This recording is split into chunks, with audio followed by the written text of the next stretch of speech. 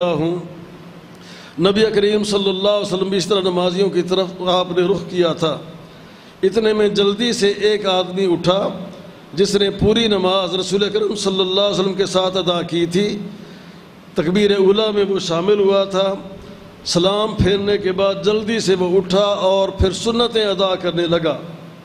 سلام پھیرنے کے فوراً بعد وہ اٹھ کر وہ سنتیں ادا کرنے لگا تو حضرت عمر رضی اللہ تعالیٰ عنہ اس کی طرف لپک کر گئے، اس کو کندھوں سے پکڑ کر اس کو جھنجھوڑ ڈالا، روکا اس کو اور فرمایا اجلس، بیٹھ جا، بھی نماز نہ پڑھ، نماز کا سلام پھیرا ہے، اب تو فوراً اور جلدی نماز شروع نہ کر، بیٹھ جا۔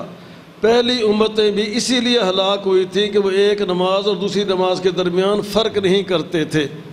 ایک نماز کا سلام پھیرتے ہی فوراً دوسری نماز شروع کر لیتے تھے، اس لیے وہ قومیں، وہ امتیں ہلاک ہو گئی تھیں۔ تو بیٹھ جا اور پھر کچھ دیر وقفے کے بعد پھر نماز پڑھنا۔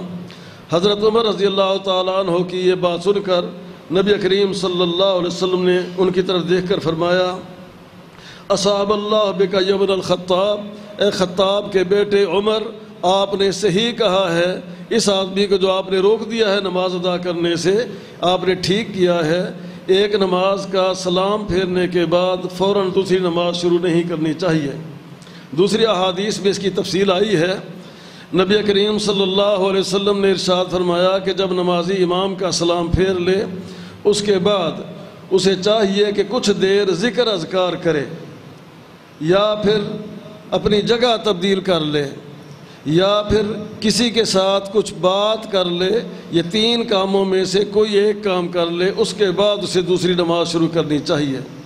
تو یہ نماز کے احکام اور آداب میں سے یہ مسئلہ ہے کہ جب آدمی نماز کا سلام پھیر لے تو فوراً اسے دوسری نماز شروع نہیں کرنی چاہیے، درمیان میں یا وقفہ آ جائے، ذکر اذکار کرے بیٹھ کر، یا اپنی پھر جگہ تبدیل کر لے، صف سے آگے چلا جائے یا پچھلی صف میں آ جائے۔